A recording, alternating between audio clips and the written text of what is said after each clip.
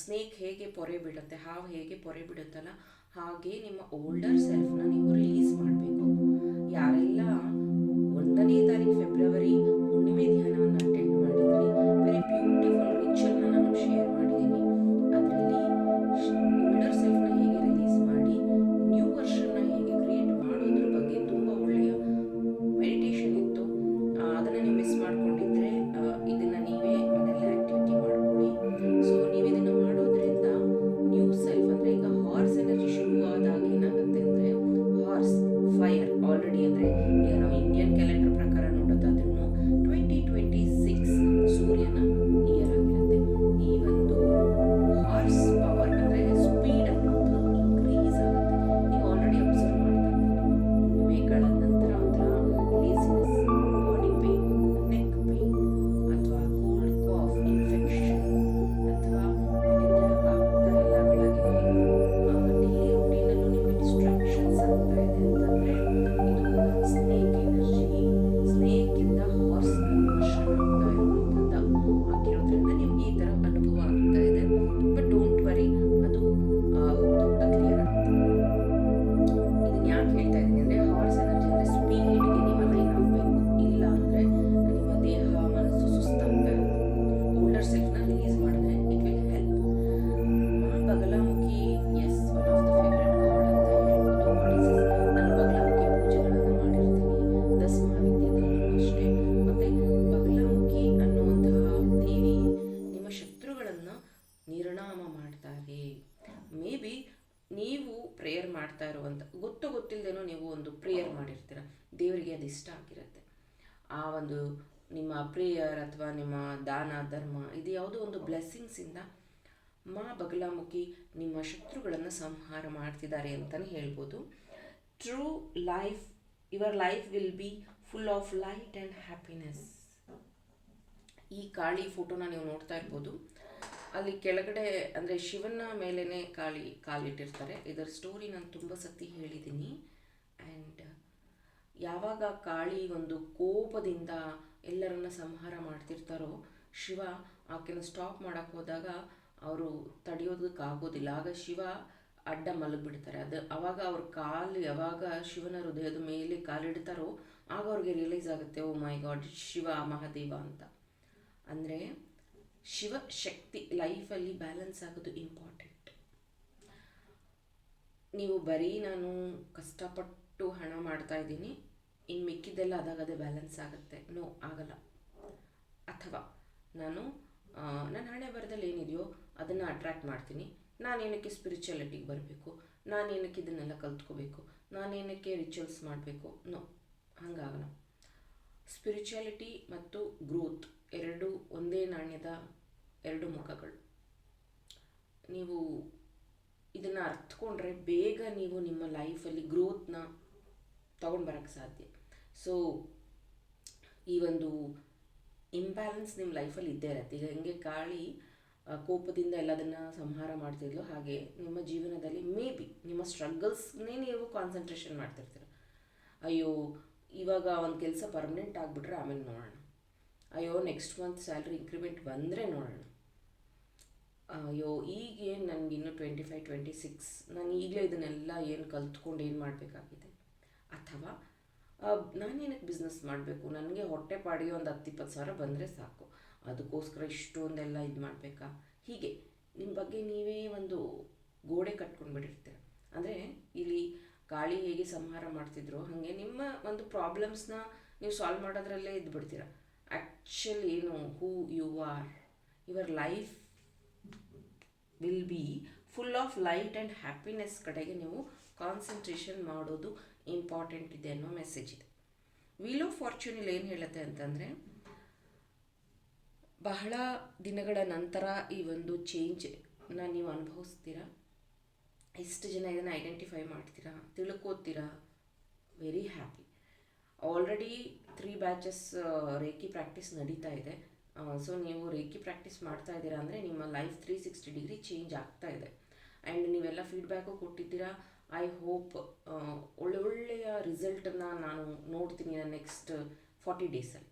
ಯಾಕಂದರೆ ಆಲ್ರೆಡಿ ಕೆಲವೊಬ್ಬರು boutique start ಮಾಡಿದ್ದಾರೆ, ಕೆಲವೊಬ್ರು ಸಲೂನ್ ಸ್ಟಾರ್ಟ್ ಮಾಡಿದ್ದಾರೆ, ಕೆಲವೊಬ್ರು ಆಲ್ರೆಡಿ ಸ್ಟಾಪ್ ಆಗಿರೋ ಬಿಸ್ನೆಸ್ನ ಮತ್ತೆ ರೀಕ್ರಿಯೇಟ್ ಮಾಡ್ತಾ ಇದ್ದಾರೆ, ಕೆಲವೊಬ್ರು ಗೌರ್ಮೆಂಟ್ ಎಕ್ಸಾಮ್ಸ್ನ ಬರೀತಾ ಇದ್ದಾರೆ, ಗೌರ್ಮೆಂಟ್ ಜಾಬ್ ಆಗುವ ಚಾನ್ಸಸ್ ಇದೆ, ಇನ್ನು ಕೆಲವೊಬ್ಬರು ಸ್ವಂತ ಮನೆ ಕಟ್ಟುವಂತಹ ಆಸೆಯಲ್ಲಿದ್ದಾರೆ, ಇನ್ನು ಕೆಲವೊಬ್ರು ಏನೂ ಇಲ್ಲ, ನಮಗೆಲ್ಲ ಇದೆ, I want some spiritual growth ಅನ್ನೋ ರೀತಿಯಲ್ಲಿ ಇದ್ದೀರಾ. So everything aligning. ಸೊ ಯಾರ್ಯಾರು ಪ್ರಾಕ್ಟೀಸಲ್ಲಿದ್ದೀರಾ.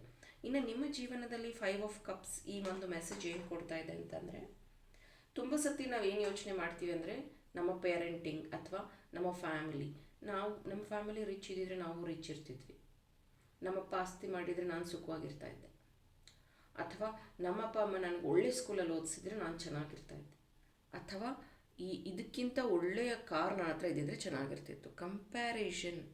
ಸೊ ಯಾವುದು ಇಲ್ಲ ಅನ್ನುವಂಥದ್ದನ್ನೇ ಜಾಸ್ತಿ ಕಂಪೇರ್ ಮಾಡುವಂಥದ್ದು. ಯಾವುದು ಇದೆ ಅದಕ್ಕೆ ಕೃತಜ್ಞತೆ ಇಲ್ಲ. ಅದನ್ನು ನೀವು ಗ್ರ್ಯಾಟಿಟ್ಯೂಡ್ ಜರ್ನಲ್ ಅಂತ ಕರಿತೀವಿ. ಗ್ರ್ಯಾಟಿಟ್ಯೂಡ್ ಬರೆಯೋದಕ್ಕೆ, ಗ್ರ್ಯಾಟಿಟ್ಯೂಡ್ ಹೇಳೋದಕ್ಕೆ ಶುರು ಮಾಡಿ. ಗ್ರ್ಯಾಟಿಟ್ಯೂಡ್ ಜರ್ನಲ್ದೇ ಒಂದು ಕ್ಲಾಸ್ ಮಾಡಿದ್ದೆ ನಾನು ಜನವರಿ ಮಂತಲ್ಲಿ. ಸೊ ಅದರಲ್ಲಿ ಹೇಳ್ಕೊಟ್ಟಿದ್ದೀವಿ ಗ್ರ್ಯಾಟಿಟ್ಯೂಡ್ ಹೇಗೆ ಬರಿಬೇಕು, ಗ್ರ್ಯಾಟಿಟ್ಯೂಡ್ ಜರ್ನಲ್ ಅಂದರೆ ಏನು ಅನ್ನೋದನ್ನು.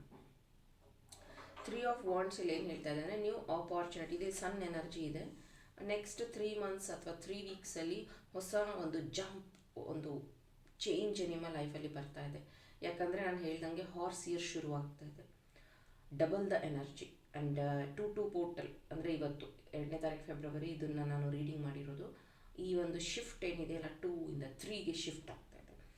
ಅಗೇನ್ ಇಲ್ಲಿ 5 ಓಕೆ.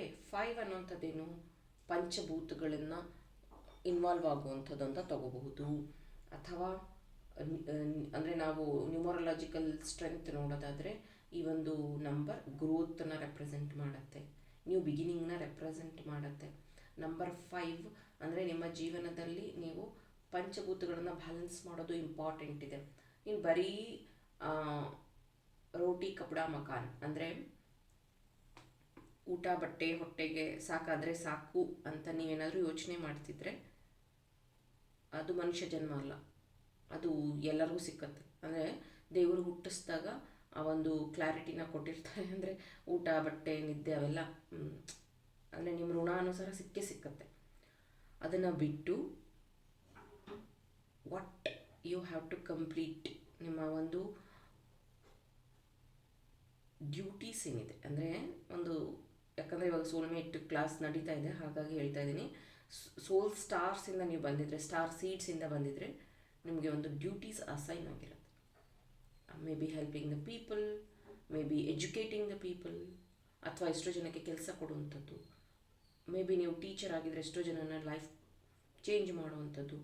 ಮೇ ಬಿ ನೀವು ಸೈಂಟಿಸ್ಟ್ ಅಥವಾ ಏನಾದರೂ ರಿಸರ್ಚ್ ಫೀಲ್ಡಲ್ಲಿದ್ದರೆ ಹೊಸ ಹೊಸ ವಿಚಾರಗಳನ್ನು ರಿಸರ್ಚ್ ಮಾಡುವಂಥದ್ದು. ಈ ಥರ ಯು ಆರ್ ಅ ಗೀವರ್ ಆಗಬೇಕು.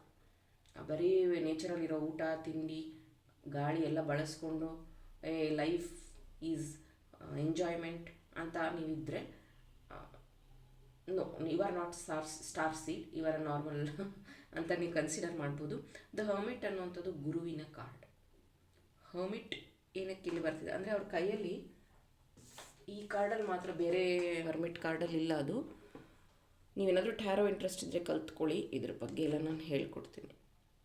ಸೊ ಅವ್ರ ಕೈಯಲ್ಲಿ ಒಂದು ಹುಳ ಇದೆ ಆ್ಯಕ್ಚುಲಿ. ಈ ಹರ್ಮಿಟ್ ಕಾರ್ಡಲ್ಲಿ ಮಾತ್ರ ಇದೆ ಅದು, ಬೇರೆ ಹರ್ಮಿಟ್ ಕಾರ್ಡಲ್ಲಿ ಒಂದು ಲಾಟಿನ್ ಹಿಡ್ಕೊಂಡಿರ್ತಾರೆ. ಇದು ಮಿಂಚುಳ ಆ್ಯಕ್ಚುಲಿ. ಓಕೆ. ಸೊ ಇದೇನು ಹೇಳಿದೆ ಅಂದರೆ, ಮಿಂಚುಳ ರಾತ್ರಿ ಮಾತ್ರ ಮಿಂಚ್ತಾ ಇರುತ್ತೆ, ಅಂದರೆ ಲೈಟ್ ಹುಳ ಅಂತಲೂ ಅಂತೀರ ನೀವು. ಆದರೆ ಡೇ ಟೈಮಲ್ಲಿ ಅದು ಕಾಣೋದು ಇಲ್ಲ, ಅದು ಮಿಂಚುಳ ಅಂತ ಗೊತ್ತಾಗೋದು ಇಲ್ಲ. ಅಂದರೆ ಮಿಂಚುಳ ಮಿಂಚ್ತಾ ಇದೆ ಅಂತ ಗೊತ್ತಾಗೋದಕ್ಕೆ ಕತ್ಲಾಗಬೇಕು ಅಥವಾ ಬ್ಯಾಕ್ಗ್ರೌಂಡ್ ಬ್ಲ್ಯಾಕ್ ಆಗಿರಬೇಕು. ನಿಮ್ಮ ಲೈಫು ಅಷ್ಟೆ. ಮೇ ಬಿ ನೀವೆಲ್ಲರ ಜೊತೆ ಮಿಕ್ಸ್ ಆಗಿರೋದ್ರಿಂದ ನಿಮ್ಮ ಒಂದು ಇದನ್ನು ಐಡೆಂಟಿಫೈ ಮಾಡೋಕ್ಕಾಗ್ತಿಲ್ಲ. ಒಂದು ಗುಂಪಿನಲ್ಲಿ ನೀವು ಸಹ ಓಡ್ತಾ ಇದ್ದೀರ. ಮೇ ಬಿ ಟೀಚರ್ಸ್ ಮಧ್ಯೆ ಟೀಚರ್, ಮೇ ಬಿ ಕ್ರಿಯೇಟರ್ ಮಧ್ಯೆ ಕ್ರಿಯೇಟರ್, ಮೇ ಬಿ ಇನ್ಫ್ಲೂಯೆನ್ಸರ್ ಮಧ್ಯೆ ಇನ್ಫ್ಲೂಯೆನ್ಸರ್, ಅಥವಾ ಒಂದು ಬಿಸ್ನೆಸ್ ಗ್ರೂಪ್ ಅವ್ರ ಮಧ್ಯದಲ್ಲಿ ನೀವು ಒಬ್ಬ ಬಿಸ್ನೆಸ್ ಮ್ಯಾನ್, ಈ ಥರ.